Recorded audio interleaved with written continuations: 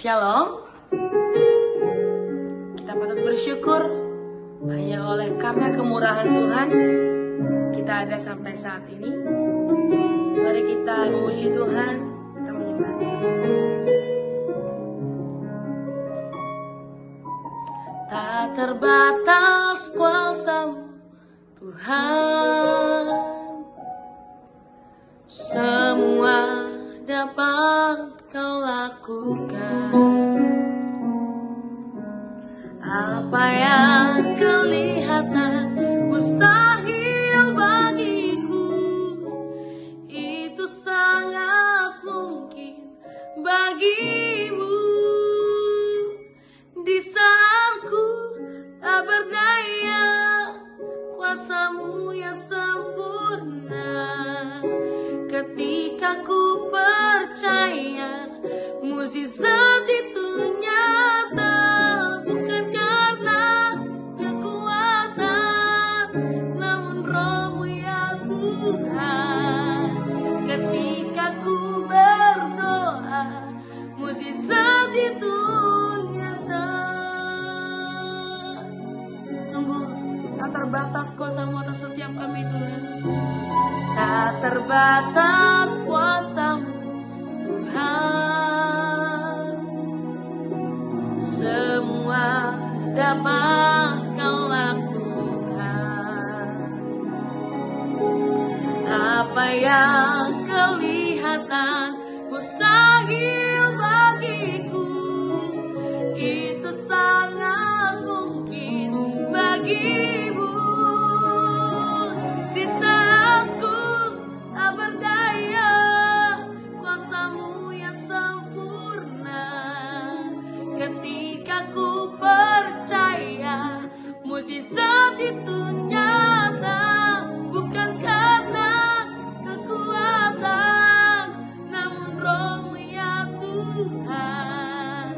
Ketika ku berdoa, mukjizat itu nyata. Terima kasih Tuhan.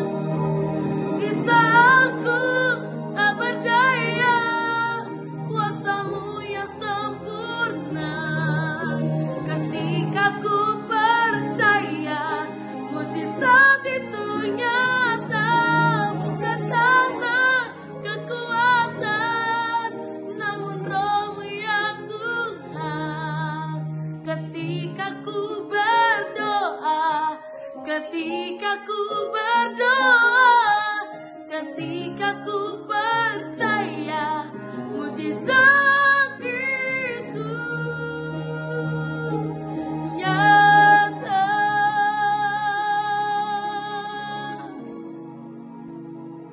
Terima kasih Tuhan, Roh-Mu yang memampukan kami bertahan sampai saat ini. Yang terus diajar Tuhan melalui renungan hari ini. Ajar kami memahami ya Bapa. Dalam nama Tuhan Yesus kami berdoa dan mengucap syukur. Haleluya. Amin. Shalom Bapak Ibu dan Saudara-saudari, kita berjumpa kembali di dalam perenungan intim dengan Allah, yang pada kesempatan ini akan membahas mengenai bagaimana bisa hidup maksimal dan berdampak. Firman Tuhan yang akan kita pelajari bersama terdapat pada Filipi 1 ayatnya yang ke-21 sampai dengan ayatnya yang ke-22, serta Filipi 2 ayatnya yang ke-14 sampai dengan ayatnya yang ke-16.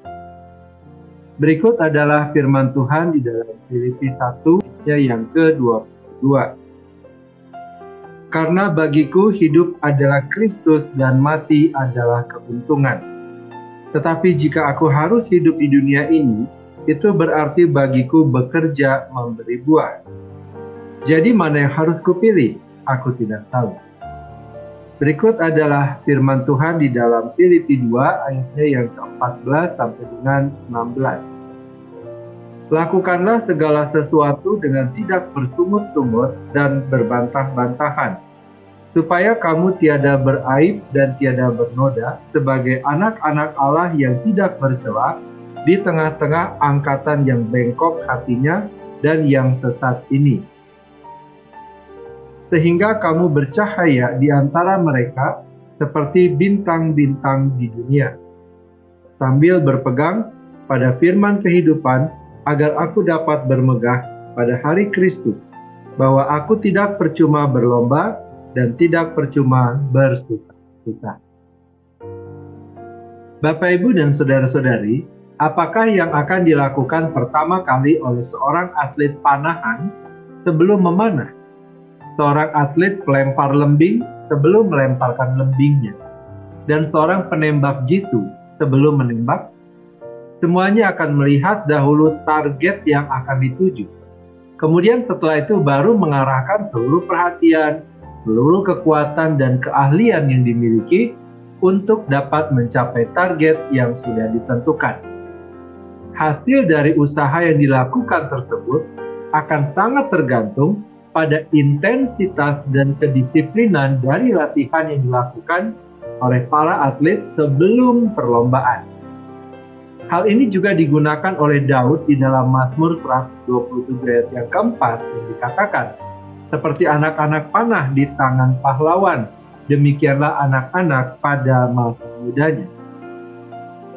Apa yang akan terjadi jika target tidak terlihat, atau bahkan tidak mengetahui apa yang sebenarnya menjadi target? Maka hampir dapat dipastikan bahwa tidak akan dapat mencapai hasil yang baik.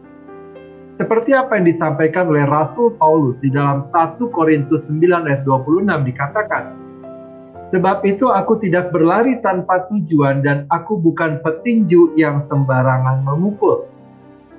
Paulus mengetahui bahwa hal tersebut hanya akan berdampak sia-sia. Demikian juga dengan kehidupan kita. Kita harus dapat mengetahui terlebih dahulu apa yang menjadi tujuan utama, menjadi target kita di dalam kehidupan kita untuk kita kejar dan kita raih. Jika kita tidak mengetahuinya, maka kita akan menjalani hidup seperti perumpamaan yang disampaikan oleh Rasul Paulus di dalam 1 Korintus 9 ayat 26 tadi. Tetapi jika kita mengetahui tujuan utama kehidupan kita, maka kita akan seperti perumpamaan yang disampaikan oleh Daud di dalam Mazmur 127 ayat 4. Ada banyak orang yang menjalani hidup dengan mengatakan dan menerapkan istilah bagaimana nanti. Orang-orang seperti ini akan menjalani hidup tanpa arahan yang jelas, dan tentunya mereka tidak akan dapat mencapai target kehidupan yang Tuhan kehendaki. Seharusnya kita memikirkan dan merenungkan, kemudian meminta petunjuk serta bimbingan Tuhan mengenai nanti bagaimana. Sehingga kita akan bijaksana dalam menjalani hidup kita untuk mencapai target yang harus kita capai di dalam hidup kita. Bapak, Ibu, dan saudara-saudari, apa yang menjadi tujuan hidup manusia? Tujuan utama hidup manusia adalah memuliakan Allah dan menikmati Dia untuk selama-lamanya. Di dalam 1 Korintus 10 ayat 31 dikatakan, jika engkau makan, atau jika engkau minum, atau jika engkau melakukan sesuatu yang lain, lakukanlah semuanya itu untuk kemuliaan Allah. Dengan demikian, tujuan hidup kita secara umum sudah jelas, yaitu untuk memuliakan Allah, bukan untuk kemuliaan kita sendiri, kesenangan atau kebahagiaan kita sendiri. Bukan berarti bahwa kita tidak boleh menikmati ketenangan atau kebahagiaan, tetapi harus kita landaskan semua hal tersebut pada standarnya Allah, bukan standarnya kita. Di dalam Filipi 1 ayat 22, Rasul Paulus menyampaikan bahwa hidup kita haruslah menghasilkan buah. Harus ada hasil yang dapat dilihat dan dinikmati oleh orang lain. Hasil yang menuntun orang untuk dapat mengenal dan memuliakan Kristus, menjadi saluran berkat bagi banyak orang, bukan sebuah hasil yang memuliakan nama kita sendiri. Di dalam Filipi 2 ayat 14 sampai dengan 16 juga disampaikan instruksi bagi setiap orang percaya untuk dapat menjalani hidup sesuai dengan standarnya Allah. Mengerjakan semua tugas dan tanggung jawab yang dipercayakan kepada kita dengan tidak bersungut-sungut dan berbantah-bantahan sambil berpegang pada firman kehidupan. Berpegang pada ketetapan Allah, bukan berpegang pada ajaran-ajaran dunia ini. Memang tidak semua ajaran dan nilai dunia ini adalah salah, tetapi semuanya itu akan berlalu. Hanya firman Tuhan yang kekal. Di dalam Matius 24 ayat 35, Tuhan Yesus mengatakan, "Langit dan bumi akan berlalu, tetapi perkataanku tidak akan berlalu."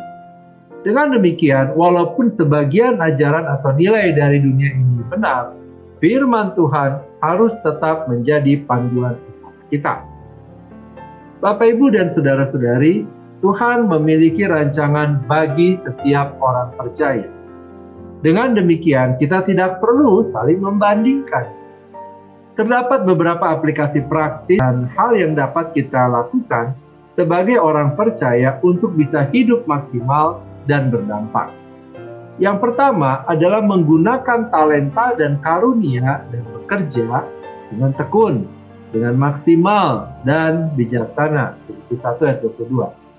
Yang kedua adalah bersikap positif, menghadapi tantangan dengan iman. Filipi 2 ayat 14. Dan yang ketiga adalah menjalani kehidupan yang kudus dalam setiap aspek kehidupan, mencerminkan terang Kristus. Filipi 2 ayat 15. Yang keempat adalah mempelajari firman Tuhan dan menerapkannya dalam kehidupan sehari-hari. Filipi 2 ayat 6. Mengaplikasikan ajaran firman Tuhan di dalam setiap keputusan, tindakan, dan interaksi kita dengan sesama. Dan yang kelima adalah mendukung dan menghargai pimpinan rohani. Filipi 2 ayat 6. Memberikan dukungan dalam pelayanan, mendoakan para pemimpin rohani di atas kita, hidup dengan benar, jujur, dan bertanggung jawab, sehingga kita dapat menjadi berkat dan bagi komunitas di mana Tuhan menempatkan kita. Bapak, Ibu, dan saudara-saudari, ini adalah tugas dan tanggung jawab setiap kita sebagai orang percaya. Kita mengerjakan bagian kita masing-masing sambil kita saling mendukung satu sama lain dalam pekerjaan baik yang dipercayakan Tuhan kepada setiap kita. Ketika kita melakukannya dengan sungguh-sungguh dan setia, hidup kita akan menjadi maksimal dan berdampak, dan nama Tuhan akan dipermuliakan. Mari kita berdoa. Bapa yang baik, kami berterima kasih untuk firman Tuhan dan renungan yang telah kami dengarkan pada hari ini. Kami diingatkan bahwa Engkau menghendaki agar hidup kami adalah hidup yang maksimal dan berdampak, menghasilkan buah roh yang dapat dilihat dan dinikmati oleh orang lain, hasil yang menuntun orang untuk dapat mengenal dan memuliakan Kristus, menjadi saluran berkat Tuhan bagi banyak orang. Oleh karena itu, kami kembali memohonkan kepada Tuhan. Berikanlah kepada setiap kami hikmat dan kekuatan untuk kami dapat melaksanakan tugas dan tanggung jawab kami yang telah Tuhan percayakan kepada setiap kami. Terima kasih Bapa. Kini kami memohonkan kepada Tuhan, kiranya damai sejahtera dari Allah Bapa, cinta kasih dari Tuhan Yesus Kristus, serta persekutuan dengan Allah Roh Kudus menyertai kami sampai kedatangan Tuhan yang kedua kali menjemput setiap kami yang percaya. Di dalam nama Tuhan Yesus kami berdoa. Amin. Demikianlah perenungan intim dengan Allah pada hari ini. Sampai bertemu kembali di dalam firman Tuhan berikutnya. Tuhan Yesus memberkati.